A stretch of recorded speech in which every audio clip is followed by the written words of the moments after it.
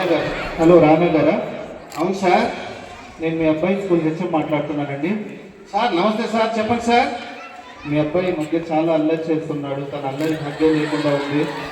మీ అబ్బాయి ఏం చదవడం లేదు, పిల్లల పట్ల కూడా తన ప్రవర్తన ఏం బాగాలేదు.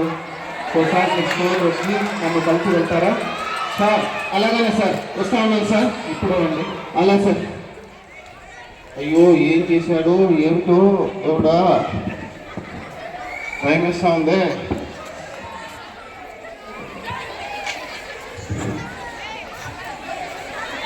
హే కృష్ణ, హే కృష్ణ, హే తాత, రాత, హే కృష్ణ, తాత, ఎవరైనా భయమేందయ్యా, నేనుండగా నీకు భయమేనయ్యా.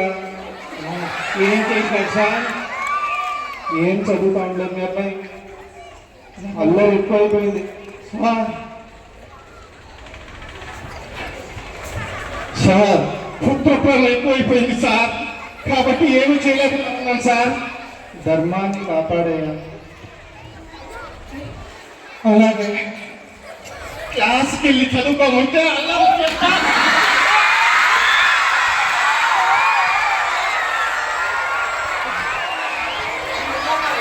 నేను ఇలా కాదు, ఊపిగా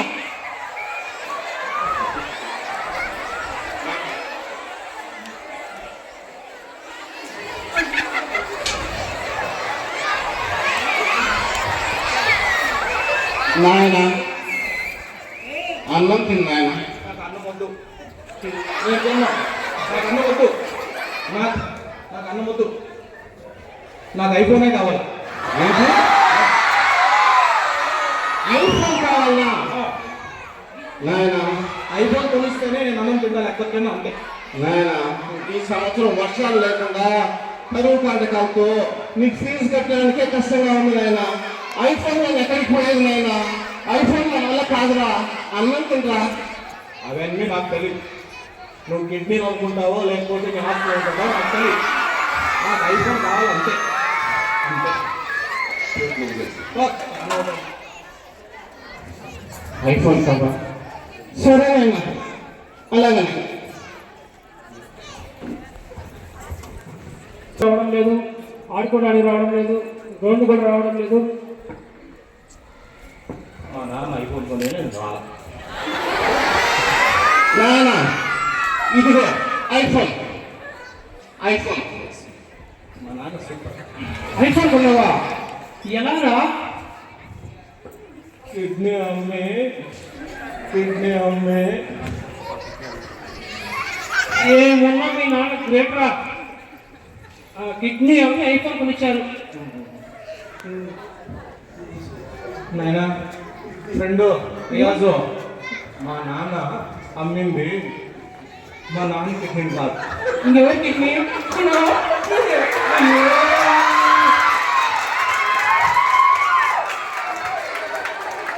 ఏం నాయన ఐఫోన్ ఇచ్చానా?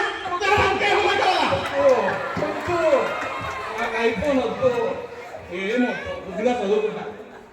బడికి వెళ్ళి గుడ్డుగా చదువుకొని ఉపాధ్యాయులు చెప్పినట్టుగా విని నడుచుకుంటే మంచి ఉద్యోగం వస్తుంది, తద్వారా డబ్బులు వస్తుంది, మీ సుఖంగా మీ జీవితాన్ని గడుపుకోవచ్చు. ఐఫోన్ ఏం కన్నా ఇంకా వేరా కూడా కొనుక్కోవచ్చు.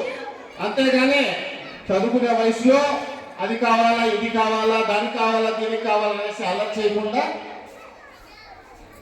మంచి బుద్ధితో ఉపాధ్యాయులు చెప్పే విషయాలను విని చదువుకొని మంచిగా రాణిస్తారని ఆశిస్తా ఉన్నాను. జై హింద్.